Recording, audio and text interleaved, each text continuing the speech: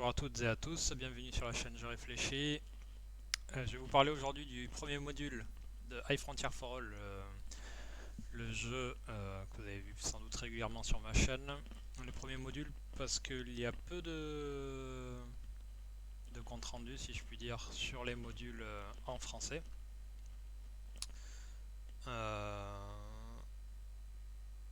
Donc, je vais parler aujourd'hui du module 1 Terawatt Future, qui est le premier module.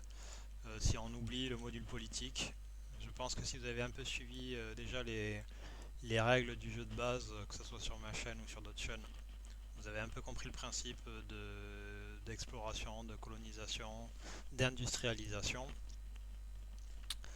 Avec le module 1, je vais vous prendre les cartes ici, on va rajouter des éléments dans le jeu qui sont plutôt intéressants, qui commencent à apporter qui vont commencer à apporter des complications ou des subtilités. Certains verront ce qu'ils veulent, mais ça va rapporter d'autres éléments supplémentaires à prendre en compte. Donc, vous allez avoir déjà un nouveau plateau Terawatt Future Model 1 avec les mouvements du freighter, des petites explications sur le gigawatt terawatt thruster, donc de nouveaux thrusters, et les freighters qui sont, on va dire, des cargos, qui vont vous permettre vraiment de transporter du cargo. De nouvelles opérations qui sont disponibles, ou en tout cas qui sont disponibles, par exemple la promotion de cartes. Avant on a toujours l'ET Production, donc la production d'une carte standard dans l'espace, par exemple celle-ci, quand on va la retourner la face noire.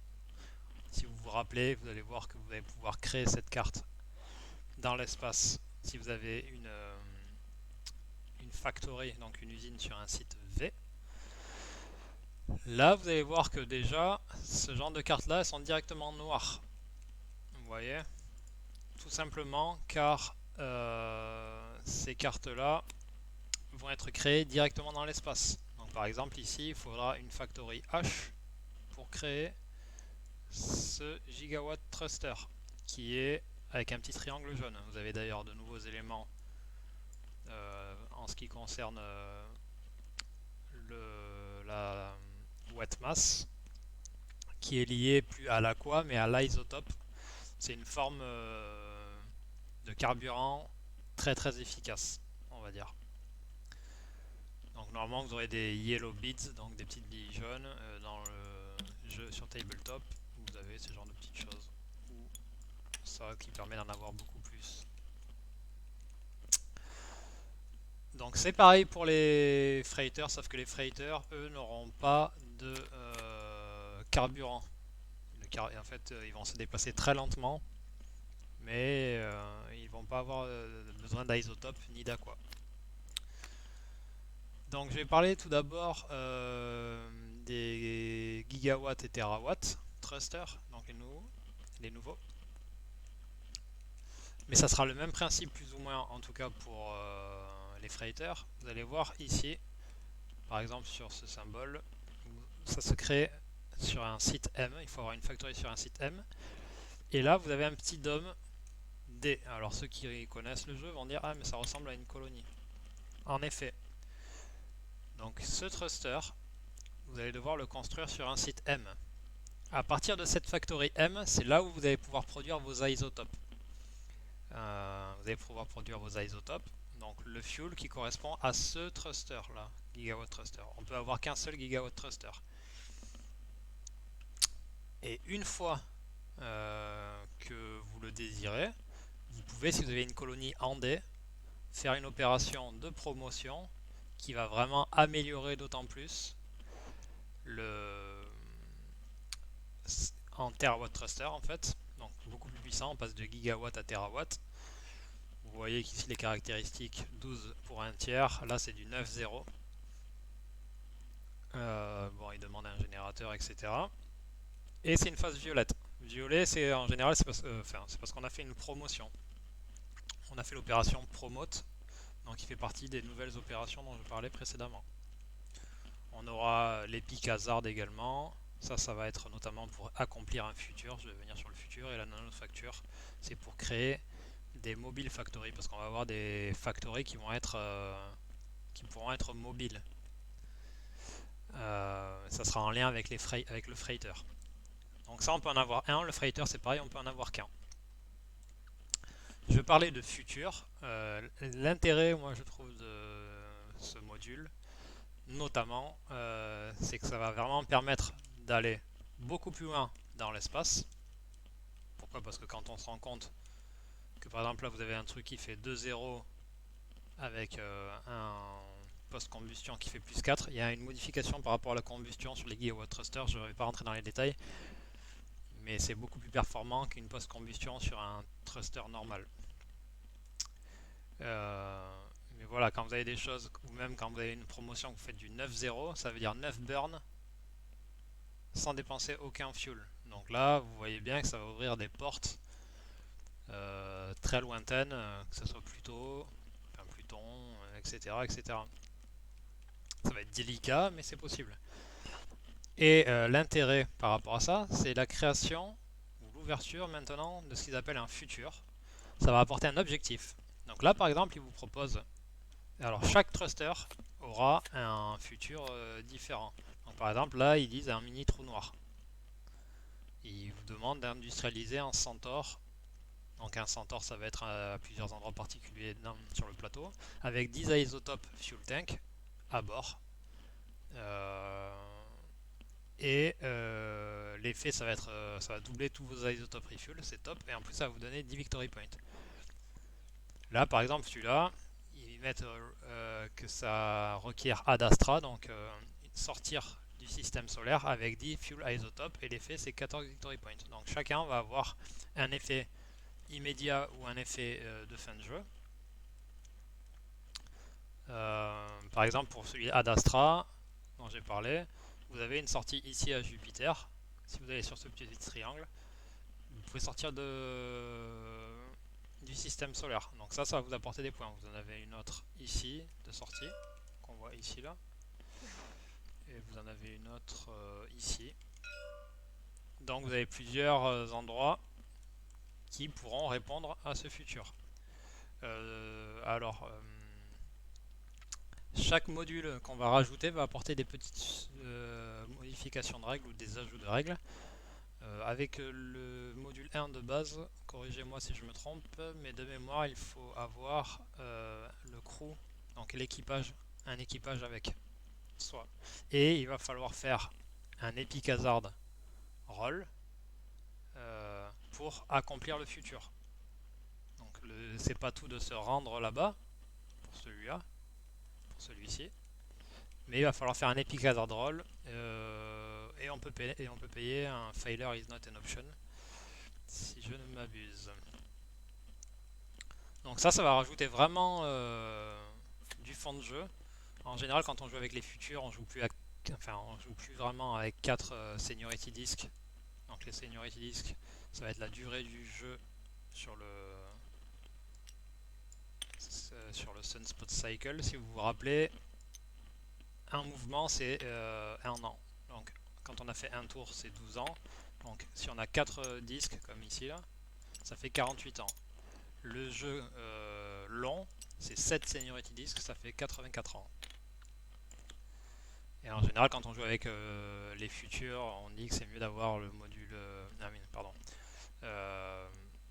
C'est mieux de jouer avec minimum 5 disques, voire 7 disques. Sinon, c'est quand même complexe. Avec le jeu de base, quand vous allez rajouter d'autres modules, ça peut encore modifier. C'est jouable à 4 disques.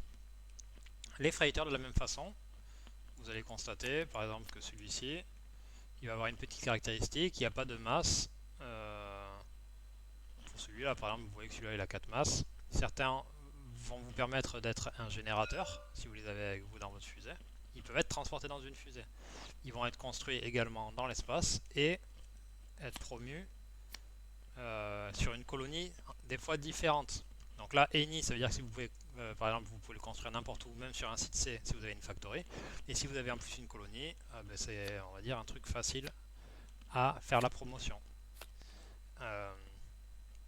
Celui-là, c'est sur un site V, il faut une colonie avec le petit signe PowerSat. Donc c'est pas si aisé que ça. Par exemple ici vous avez un site, bon c'est un site, c'est une comète synodique, ou ici par exemple, vous voyez qu'il y a le site PowerSat. Si vous avez une colonie sur ce site là, vous pourrez faire la promotion de ce freighter. Et également le freighter va vous donner l'opportunité d'avoir un futur.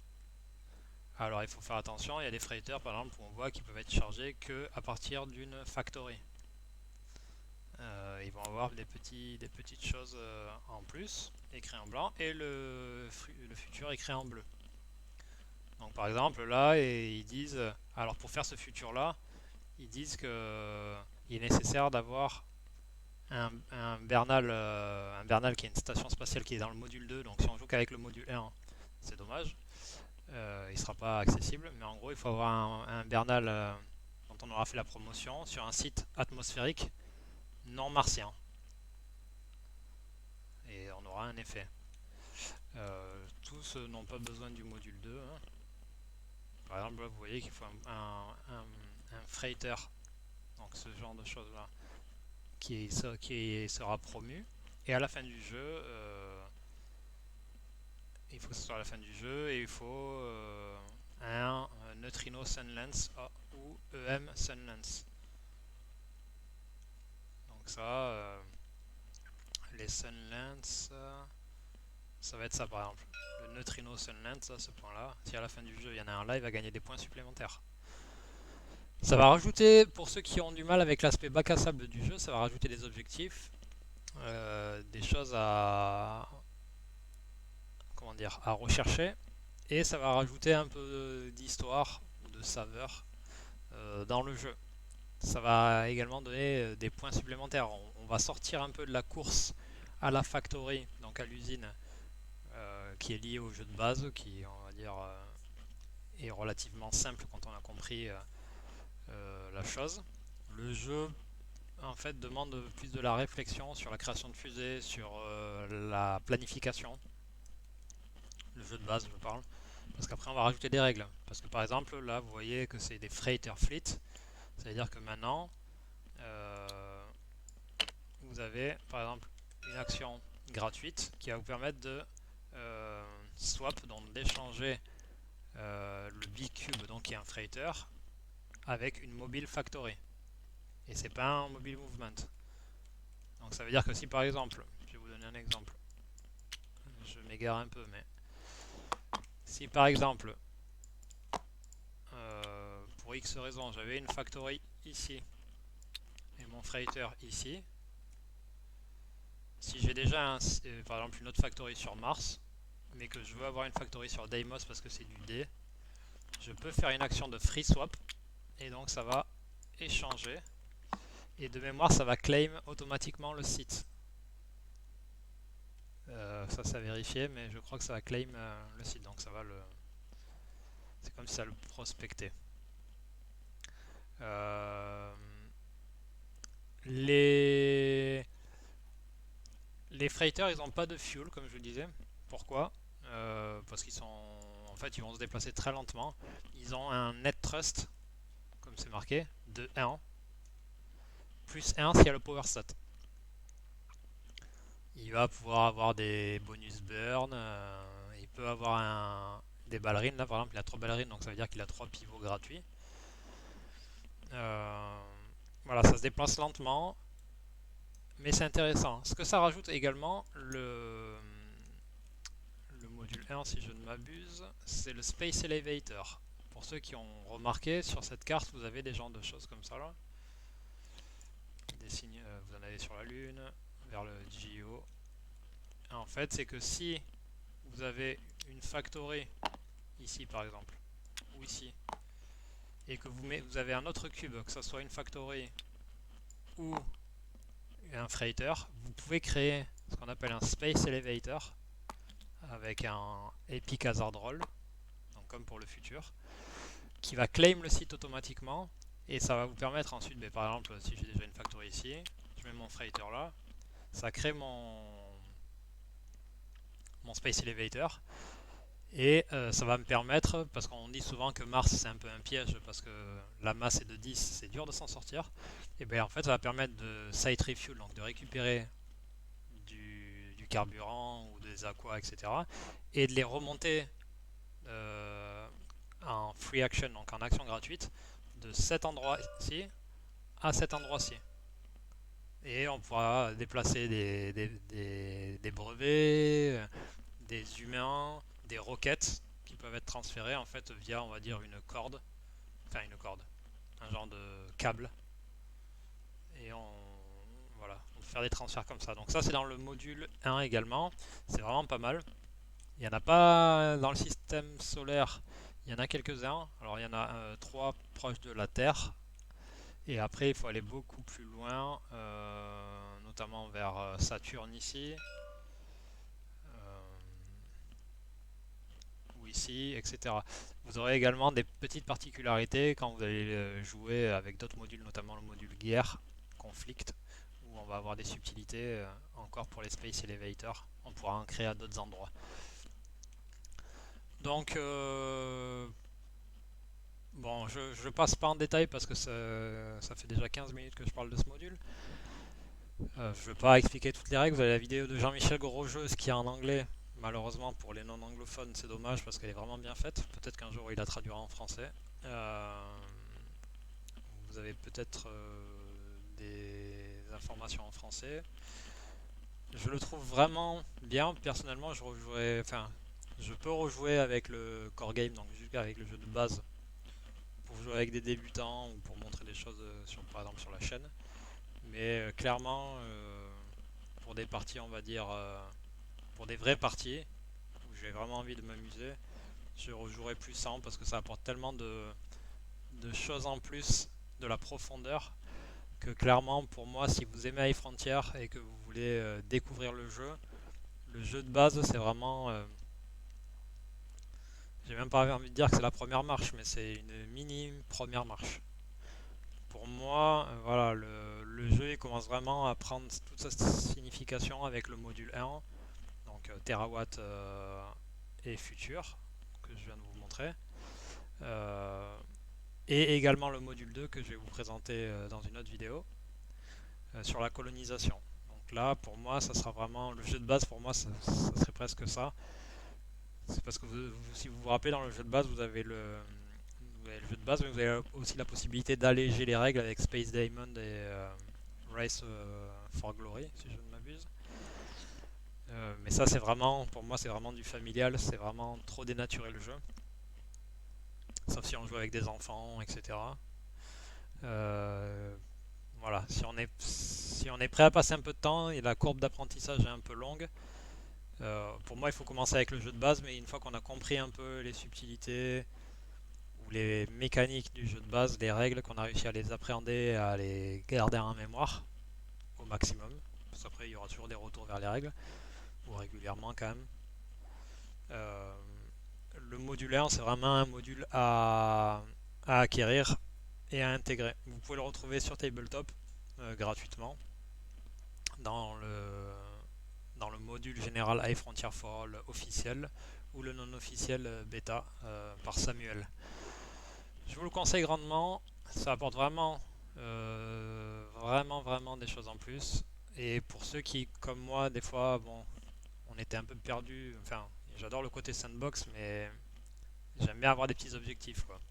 Ça rajoute des objectifs en plus. Donc là, c'est vraiment cool. Je vais en terminer là pour cette vidéo. Je vous remercie. Je vais faire une seconde vidéo et ainsi de suite pour les prochains modules.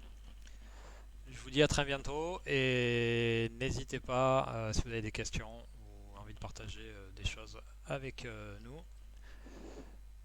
Et je vous dis à bientôt. Ciao ciao.